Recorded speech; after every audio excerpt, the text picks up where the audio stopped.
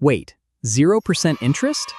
That sounds incredible. I can buy what I want now and not pay any interest? What's the downside? This is actually pretty nice. Small monthly payments, no interest, and I didn't even have to pay everything up front. This feels like a really smart deal. Okay, I've still got plenty of time left. I'll pay it off later. Besides, it's 0% anyway, so rush. Hold on, I still owe money? I thought I had more time. What happens if I don't finish paying everything before the promotion ends?